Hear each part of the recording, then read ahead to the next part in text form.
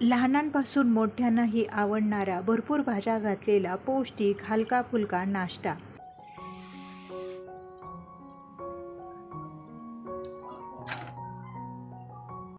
नमस्कार, माझ्या स्वयंपाकघरात तुमचं खूप खूप मनापासून स्वागत. ज्वारी मुगाचा भरपूर भाज्या घातलेला पौष्टिक असा नाश्ता आज आपण एकदम सोप्या पद्धतीने कसा करायचा ते बघणार आहोत.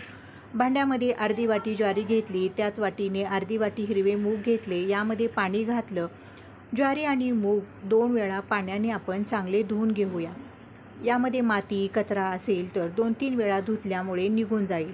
आता यामधलं पाणी काढून घेतलं. ज्वारी मूग भिजण्यासाठी भरपूर पाणी घातलं. झाकण झाकून 5 तास हे भिजत ठेवूया. 5 तास झालेले आहे. ज्वारी मूग बघा आपले एकदम मऊ असे चांगले भिजलेले आहेत. आता ज्वारी मूग आपण मिक्सरच्या भांड्यामध्ये वाटून घेणार आहोत. मिक्सरच्या भांड्यामध्ये ज्वारी मूग सगळे घालून घेतले. 4-5 हिरव्या मिरच्या, लसूण, कोथिंबीर, 1 चमचा जिरे, थोडंसं पाणी घातलं आणि हे मिश्रण आहे ते जाडसर असं वाटून घेऊया. एवढं जाडसर बघा वाटून घेतलेलं आहे. एका भांड्यामध्ये हे मिश्रण काढून घेतलं. आता यामध्ये आपण भाज्या घालणार आहोत. अर्धी वाटी कांदा खिसलेलं, अर्धी वाटी गाजर, अर्धी वाटी शिमला मिरची, भरपूर कोथिंबीर, चवीप्रमाणे मीठ, अर्धा चमचा हळद, 1 चमचा धने पावडर. हे सगळं भाज्या मसाले घातल्यानंतर चांगलं हलवून घेऊया.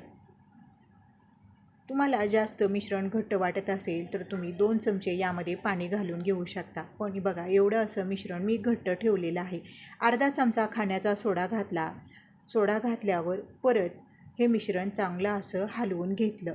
लगेचच आपल्याला गॅसवर तवा गरम करण्यासाठी ठेवायचा आहे. तवा तापल्यानंतर 1 चमचा तेल घातलं. कांद्याने सगळीकडे तेल तव्याला असं लावून घेतलं. तवा तापल्यानंतर गॅस आपल्याला बारीकच ठेवायचा आहे. थोडेसे यावर काळे तीळ घालून घेतले. 4-5 कढीपत्त्याची पाने घातली आणि हे मिश्रण आपण तव्यावर असं घालून घेऊया. तुम्हाला किती पातळ जाड करायचं आहे तसं हे मिश्रण घालून घ्यायचं. सगळ्या बाजूनी हे मिश्रण एकसारखं करायचं, म्हणजे सगळ्या बाजूनी चांगलं भाजलं जातं.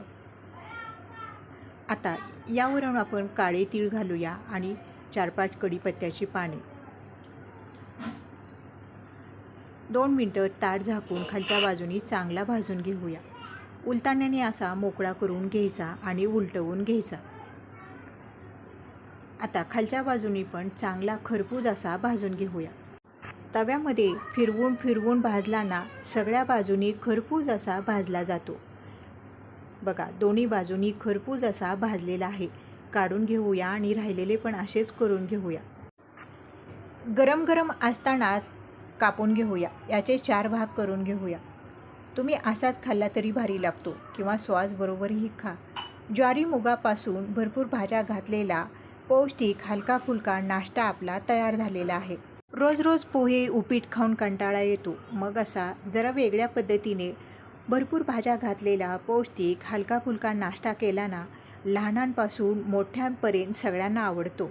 तुम्हाला हा केलेला नाश्ता कसा वाटला कमेंटमध्ये सांगा.